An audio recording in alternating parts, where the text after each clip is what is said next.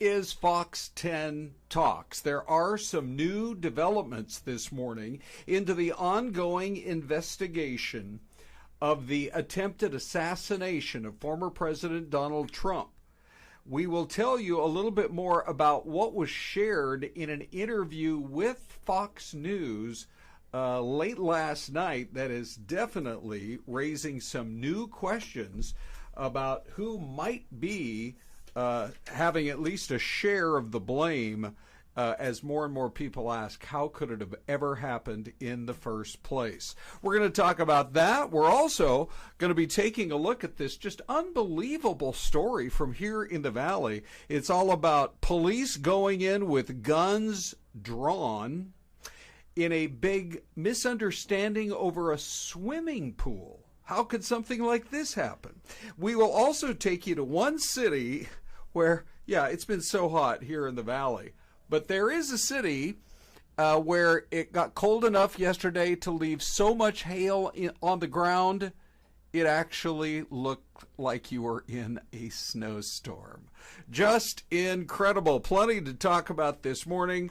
Hi, everybody. I am Ron Hoon. This is Fox 10 Talks. So we go on the air at 10. Really, I say go on the air, but it's more like we go into the digital space to spend some time with you on the Fox Local app on your favorite streaming device, on fox10phoenix.com, and on YouTube, on our platform on YouTube. All kinds of ways for you to get in touch with us and check us out for the most interesting stories of the day.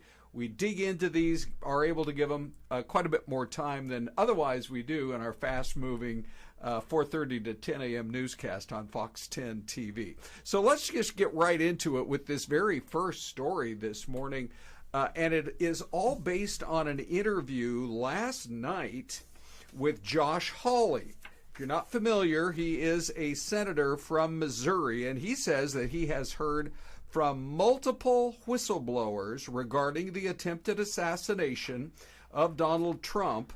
And it, of course, has led to a lot of scrutiny and a lot of investigations, various investigations, as to how the Secret Service could have blown it as badly as they did. And literally half of an inch, making a difference between life and death for Donald Trump. So he was on Jesse Waters saying that the lead site agent was known to be inexperienced and incompetent. Here's what he actually said. Here's his quote. The site agent, now again, this happened mid-July last month. Believe it or not, we're already coming up close to a month since it happened. But the site agent, the lead agent, this is the direct quote from Hawley, was known to the Trump campaign to be inexperienced, to be ineffectual, to be, frankly, incompetent at their job. He then went on to say, I'm also told by whistleblowers that on that day, she was not enforcing the normal security protocols. Now, we would obviously have to get into greater detail as to why that is or what specifically that involved, but he said that she did not consistently use Secret Service agents, that, quote, most of the agents that were there that day were not Secret Service. They were Homeland Security agents. So that's raising some new questions as well. And he went on to say whistleblowers are coming forward from the Secret Service because they can't believe what leadership is doing. They cannot believe the Secret Service is not taking action. So, you know, there's been a lot of talk that the former president will, at some point here over the course of the campaign season, which, by the way, just got more interesting today once Vice President Kamala Harris announced her pick to be her running mate. But at some point, the former president would like to come back to Butler and hold a rally once more at that town in Pennsylvania. You know, because moments after he was shot, this iconic picture there with the flag in the background, him raising his fist and saying, fight, fight to the crowd, that would certainly show the fight that he's got in him if he returns to the site of the attempted assassination. So anyway, it's all from Josh Hawley, the senator from Missouri. He, by the way, he went on the social afterwards about a scathing letter that he sent to Secret Service this week in fact, yesterday, he demanded to know why the lead site agent happened to be assigned to this particular rally and why certain protocols were not followed. So there's going to be a lot more to follow as that case unfolds. But let's go on to our next story. Who can forget day after day, week after week inside that courtroom in Lower Manhattan, the Trump hush money case and the conviction? Well, now there's been a new legal development this morning, and we're going to share it with you because the justices, it went all the way very quickly up to the Supreme Court, and the justices ruled against a lawsuit that sought to delay sentencing against the former president. Now, by the way, Celeste joins. Good morning, Celeste. Hi, good morning, Ron. Okay. Good morning, everyone. Yeah.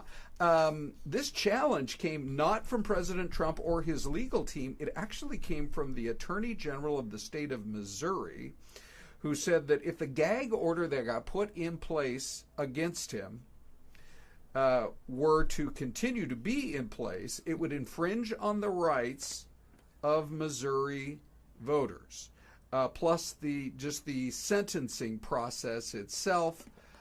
If he were to be sentenced, perhaps to maybe a harsher sentence than what most experts are thinking, his argument before the court was it would infringe on the rights of Missouri voters. The gag order still limits what he can, when he can travel, and what he can say, according to this report from Fox. So just really interesting. The Supreme Court took a look at it, and they ruled against the Missouri Attorney General. They're going to leave the gag order in place, but the lawsuit itself can proceed. The thing about it is, everything's kind of on hyper calendar now because with each passing day, Celeste, we're getting closer to the actual election. I know. Yeah. You wonder whether or not any of this publicity, right, is going to hurt him or help him.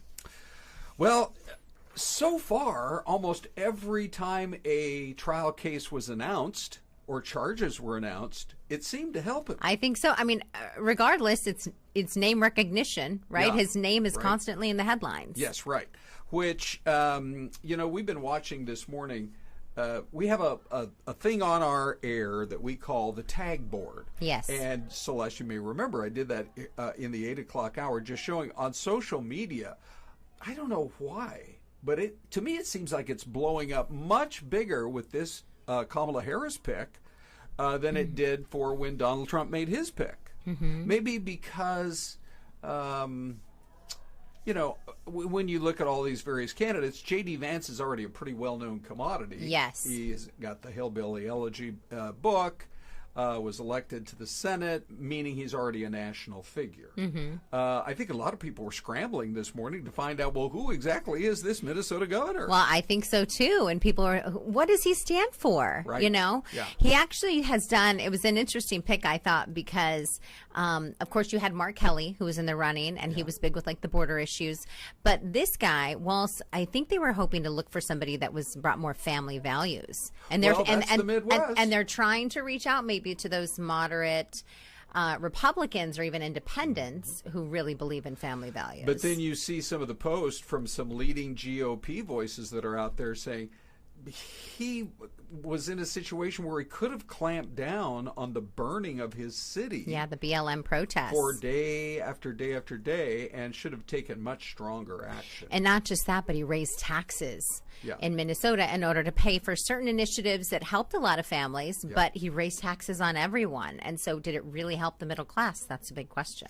Yeah, okay, so there'll be plenty to dig into on that. Then we heard from J.D. Vance, who, had a little bit to say about Tim Walz, who we're all going to learn a lot about in the next few days, but also actually called out he's on the campaign plane, and the way it works is he's up front, Yes. and the working members of the media are in the back.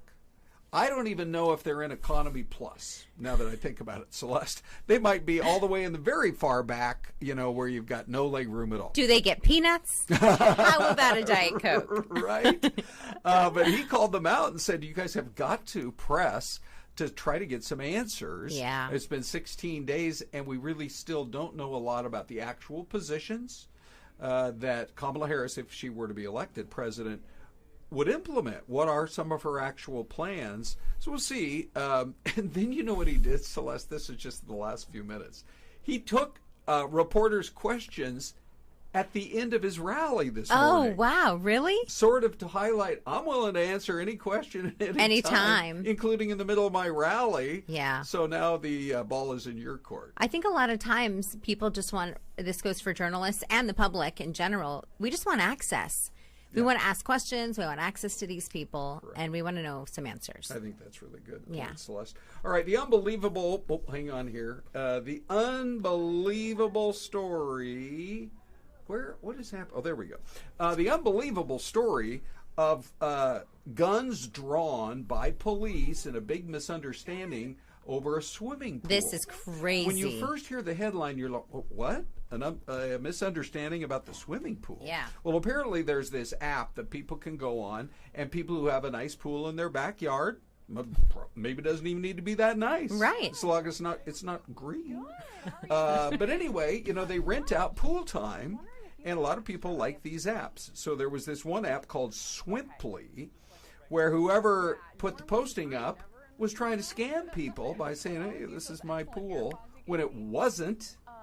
And so the next thing you know, this couple is out there enjoying, it's obviously in the evening hours, they're enjoying a little bit of pool time, and all of a sudden the police come rushing in with their flashlights out and their guns drawn, saying that the homeowner had called and was very concerned that there were people he didn't know in his swimming pool. Well, it wasn't just a few people in the pool. It was like a full barbecue. They were cooking up dinner. It was the whole thing. Yeah.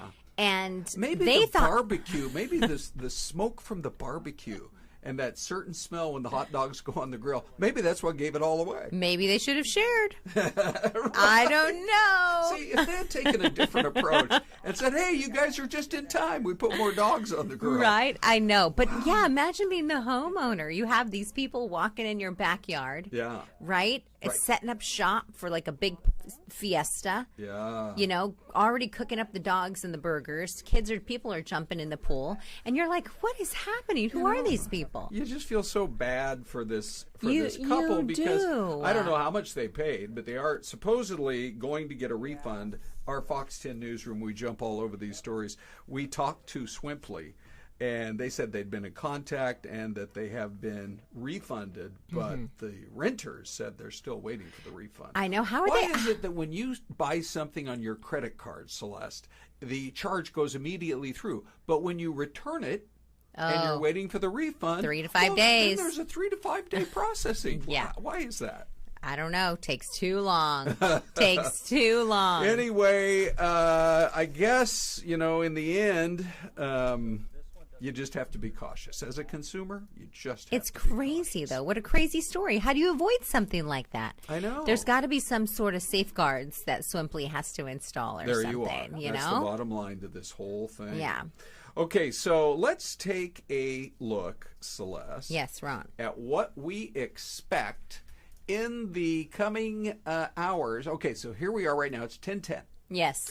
And you're going to roll it and then tell us what. Look at that. By 5:30 this afternoon, here it comes. So you see, we have a lot of strong storm activity in western portions of our state, like Prescott, Sedona. It's already sprinkling. We've been watching the sprinkles come down in Sedona the last hour or so. I love the Futurecast, too. Don't you? Yeah. I do, too. So by 5:30 this afternoon, look out Prescott, look out Kingman, look out Payson. Look at the top of the rim. Yeah, for sure. We yeah. still need so much more moisture. I know they've we had do. some lightning caused fires from Sunday night, and they need to get the rain going. Do you want to advance Let's move it a little bit along, more? yeah. So then overnight, you have some of those storm cells really start to get, grow in intensity. Right. Do you see the one down towards the bottom of the screen cruising through Nogales? Yes, right, all the way up to Gila Bend. Yep, That's a big system from Nogales through Tucson. Yep, that is huge. And almost really up to Casa Grande. So it could be quite a night. But you have like some storm activity at the Grand Canyon, Flagstaff. So today, if you're traveling from Phoenix up the I-17 to Flagstaff, or maybe even down to south to Casa Grande,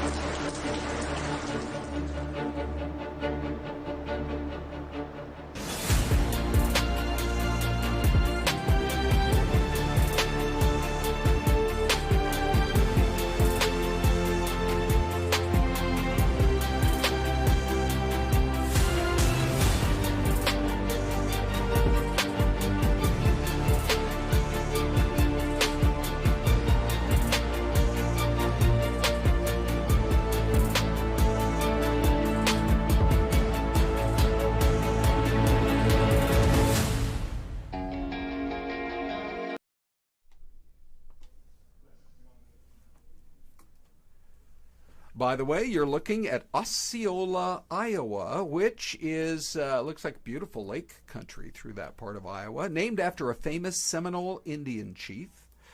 But it is also the smallest county in Iowa.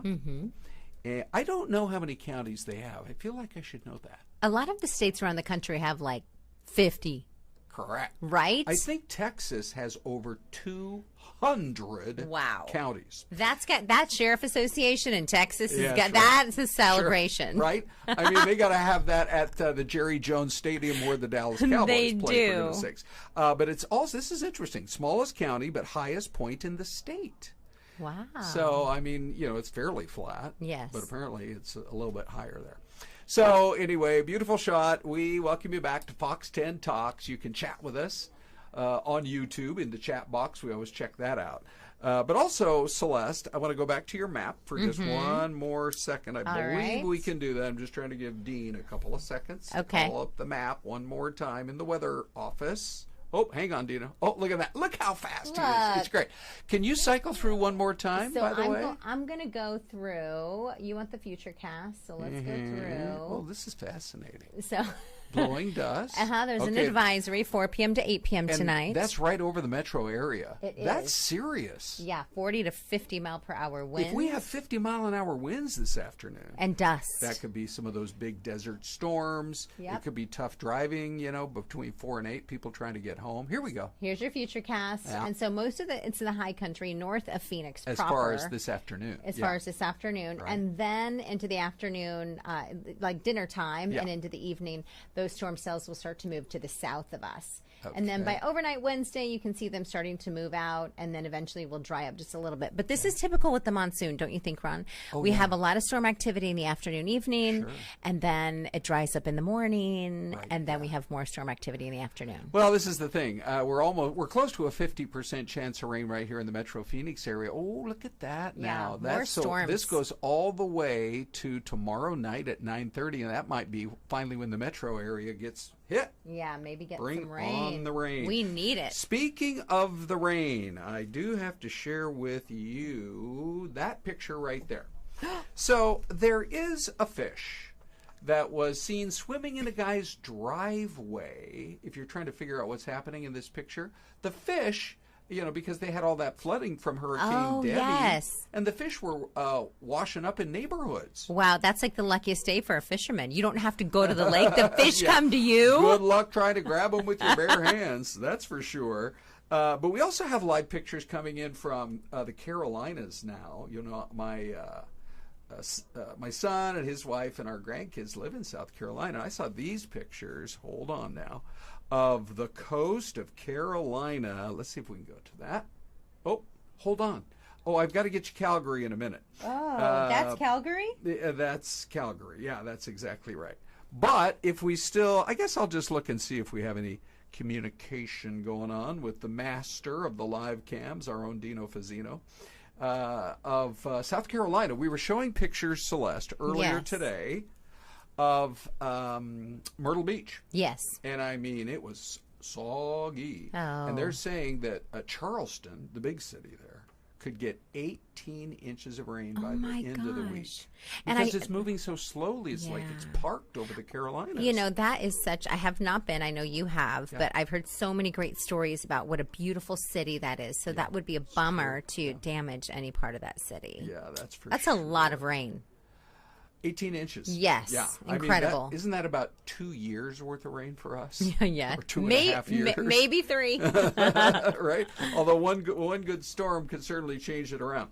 Okay, so we are going to be talking about this because of all of the hail that hit Calgary yesterday. By the way, Celeste. Yes. I've been to that city. It's another one you want to put on your list, but they have their own version of the Space Needle. Can you see it there just right of center? Oh. With the tall concrete pillar. Yes. And then, you know, like all of them now, they have the glass floor. So you get up there, and if you have a fear of heights, just keep yourself blindfolded. And who knew you have the Space Needle and a casino, all within walking distance? Well, anyway, let me just show you what it looked like yesterday, because hang on now, everybody. There, we showed you the fish. But there No, that's is- Calgary? It looked like a big snowstorm yesterday. This is incredible to me. Now, it's hail, but when it falls that long and that thick and that heavy, It you looks say to like yourself, snow. I mean, it looks so cold. It does. It had to drop the temps, who knows, up into the, well, of course, you know, in Canada, that far north, you could get crazy weather any time of the year. It's a great, I love Calgary as a city. Yeah, I love Canada. I've never been to Calgary, but I do love Canada. So anyway, plenty of weather to talk about, and as you can see from Dean's live pictures, things are kind of back to normal there this morning. It didn't last for too long. Let's get on to this story, Celeste, that I find fascinating. Yes. If I were to close my eyes and conjure up an image of somebody named Celeste, Yes. I really believe that she would look like this. Look right into the Celeste cam. There you go. Yeah, right. Yeah. You look like you are Celeste. Now, maybe it's because I've known you for so long and everything else. But when you look at my face, do you see like Fred No. or you know, Fabio? No, Thank I do you. not see Fabio. Right. No. Luciano from Italy. Getting closer? No? All right, fine. But I'm thinking of Ron. Well, there's a Ron Hoon I can Okay. see. There is this new study that came out that says our face over time grows to match our name. Oh. Now, this seems, at first blush, it seems hard to believe, right? But here's what they said. A recent study, no, I'd rather look at your beautiful face than my Ron, you're ugly sweet. mug. The study found that facial features of adults evolve over time to align with social stereotypes with their name. Oh. And so researchers asked participants in a study to match faces to names, and they pretty accurately matched the adult faces to the correct names. Well, the fact that people sometimes in Siri will get my name wrong is Sylvester. I know, What does that Sylvester. say? I know. Ron, I Yeah. do not have a mustache. Okay. But now here's the thing. The same group in the same study took a look at, they tried to ask them, okay, now here are some photos of kids. Yeah. And guess their names. And they consistently got those wrong. Wow. But when it Okay. came to the adults, they're like, that's a Ron. Oh, That's a Celeste. Oh, interesting. Yeah, no kidding. Yeah. So- what does Ron mean? Is there a meaning there? I'm Ron? pretty sure it means strong warrior, don't mess with him. I don't know. I believe you, actually. Okay, what Yeah. does Celeste mean? Do It you means know? heavenly.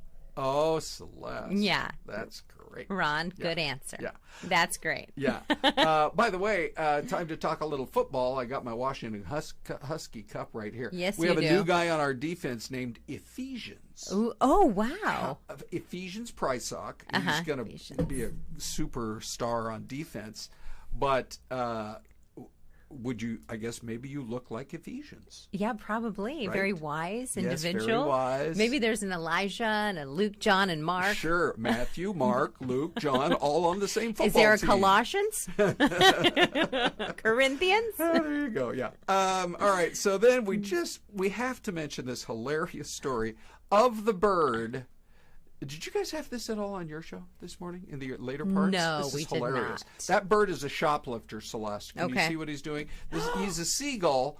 He walks into a store very brazenly on Yes. the Dorset coast of England. And so he has now been given a lifetime ban because he keeps doing it. In fact, This one seagull. the owner of the store says that they've calculated that he has stolen 30 bags of chips. What? Because they like to keep the door open for people to come and go. You know, it's more inviting. Mm-hmm.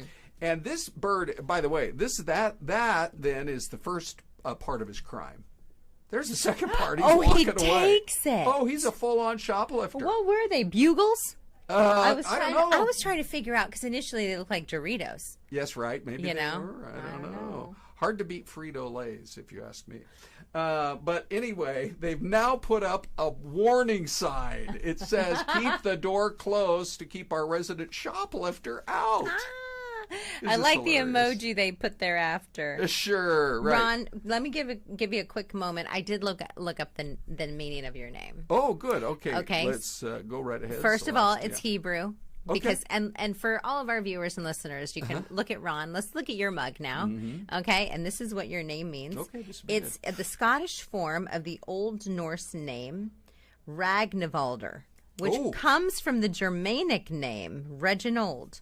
Regin means advice or decision. I do think that when I look at you. Advice, decision. Yeah. And Wald, the latter part of the name, means ruler.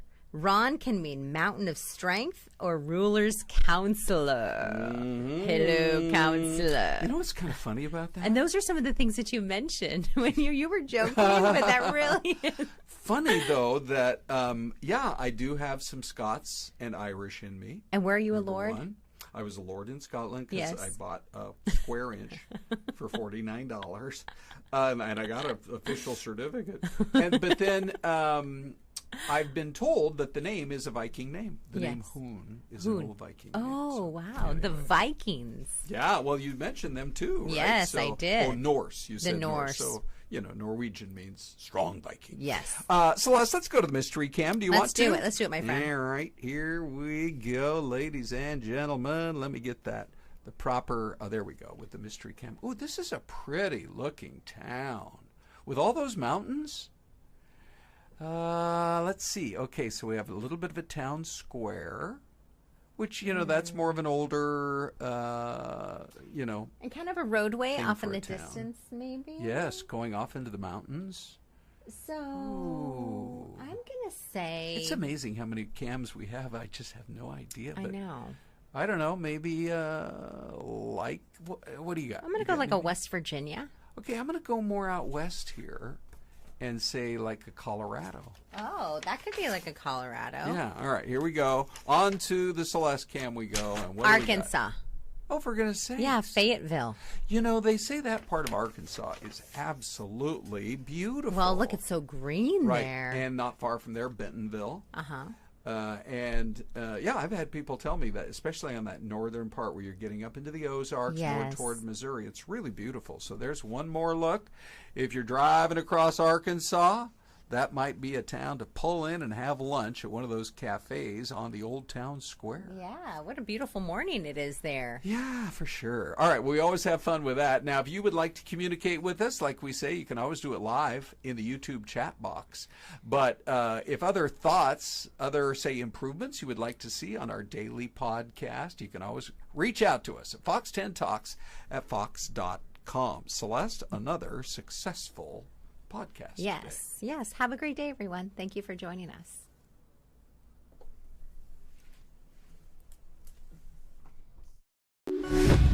You're watching Fox Local Now. Kamala Harris has officially selected her running mate this morning. It will be Minnesota Governor Tim Walz. Walz has been governor of Minnesota since 2018. He also has more than a decade's worth of experience in Congress.